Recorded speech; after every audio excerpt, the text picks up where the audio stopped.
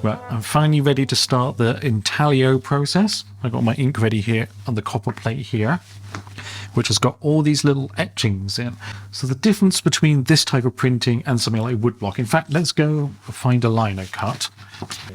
So this here is a lino cut, where you cut away everything that you don't want printed, and then you leave this surface up that then gets inked, and then the paper's pressed down onto there using a press. So I can just get that tiger's face in there. Look at that, so beautiful, this print. If we go over here, this here is the resultant print. So everything that you don't etch ends up being printed. Okay, back we go. So what's happening here, and it's not going to focus because this is so reflective, is we're going to take this ink and then cover this whole plate in the ink, and then really rub it and rub it and rub it till the ink goes in all the grooves, and then clean it off, leaving the ink just in these little bits that have been etched. Then we'll put some slightly damp paper and we'll press it together, and the paper will push slightly into all these etchings, and it will also wick the ink up onto the paper a little bit. So our print will actually be where we've etched, which is, of course, perfect for pen plotting and putting a scribe in the pen plotter. There's a lot of corners I'm going to cut with this. I'm not smoothing down the edges. There's all sorts of other things you can do as part of the process. Anyway, let's get on with it. I'm going to stick you onto this tripod. I've got this to take photos. I'm probably going to move around, but as soon as I put these gloves on and get covered in ink, it's going to be a state. So let's just go for it. I walk the streets of silence, tears stream down my face.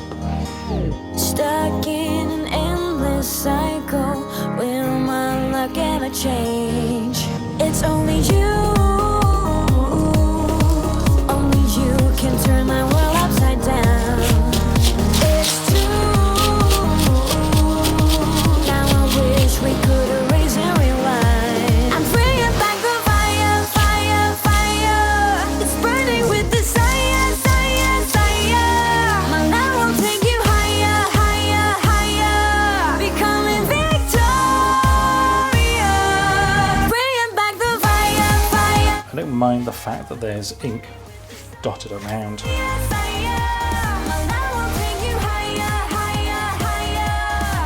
Put some more on the corners.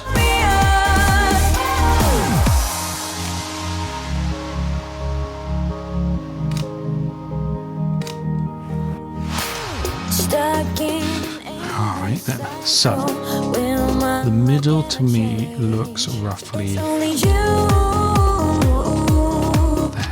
So that'll have to do. Just get slightly wet. Now I wish we could erase and rewind. I'm bringing back the fire, fire, fire. It's burning with desire, desire, desire. My love will take you higher, higher, higher. Becoming victorious. Bringing back the fire, fire, fire. It's burning with desire, desire, desire. My love will take you higher. That was actually pretty tough going. So we're going to do the lift reveal in a second. The nice thing about it being a printing process is if I've messed this up, you get to go again and go again, but fingers crossed it'll be all right, or at least acceptable enough for what I'm hoping for this. One of them is just to have photos of it to submit to a book about pen plotting and different ways of doing it. The other one, I just hope it looks all right. Let's find out. Let me stick you on here so we can do the grand reveal. Let's see, shall we? First of all, we take this off. So that's the plate, and then this is the print. I wish I did it the other way around now. Okay, let's turn this round.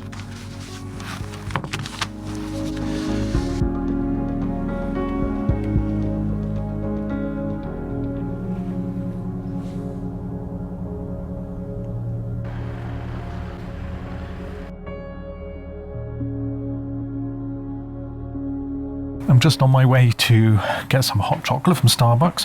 Hopefully you've just seen like a little montage of the copper plate printing.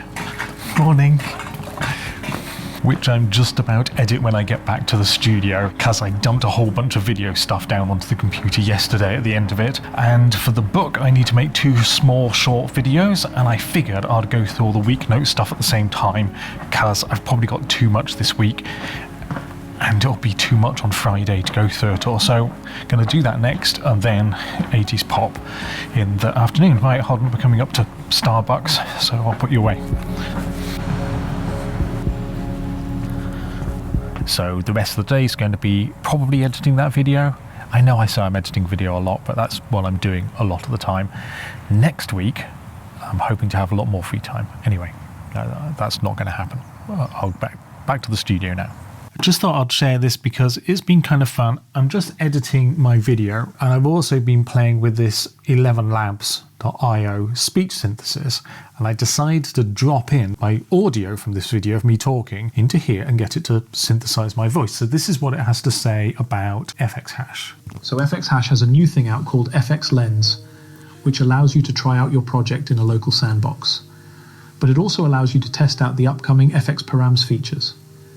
In this video, we're going to look at the 3 main ways I think that'll be used.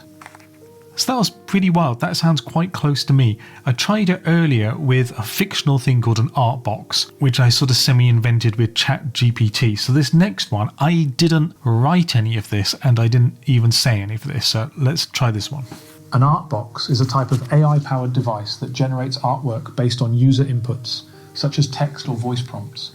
At its core, an art box is typically a deep generative neural network trained on a large data set of images, often in the style of a specific artist. This training allows the network to learn the patterns, styles, and nuances of the artist's work and generate new images in their style. Now I can see myself in a position where I would like to do a little bit of voiceover on a video, or I fluffed my lines somewhere and I want to patch in and not bother wiring all my microphone up, so that's kind of good. But I also see a future where I kind of want to cancel my insurance or switch insurance to a cheaper one, and I don't want to have to do that thing where I'm dealing with a call centre on a phone or the bank for half an hour. So I tell my ChatGPT to stubbornly insist that I get to cancel my insurance and switch to another one, and no doubt I'll be going through a call centre that's using their own AI to try to persuade me not to cancel my insurance. So somewhere along the line I'll be in a queue for an hour with my AI talking to another AI just trying to switch me to a cheaper insurance. That's the future I see. Anyway, it's been kind of fun. So 11labs.io, synthesizing my own voice. A little bit weird, a little bit exciting, a little bit scary, all of those things. Anyway, that's my morning. I'm going to get on and finishing editing the video. Apart from lunch, I don't think I've moved from this corner all day because I've been focusing on this. Let me show you a little bit closer. Turn you there. It's not going to be the greatest ever. But what's happening here now is I'm just churning out a whole bunch of these. So they'll dump onto the hard drive, and then I can look at them all to decide which ones I don't like. So I can work out which things aren't working and which ones I do like. And there's certain things I know I need to change. A couple of the palettes don't work. There's sometimes double checks I need to do on the composition where it's missing a whole bunch of stuff. And there's also sometimes when there's solid blocks of colors, I mean, it's hard to see because they keep changing, where it's got the same color next to each other all over. So I need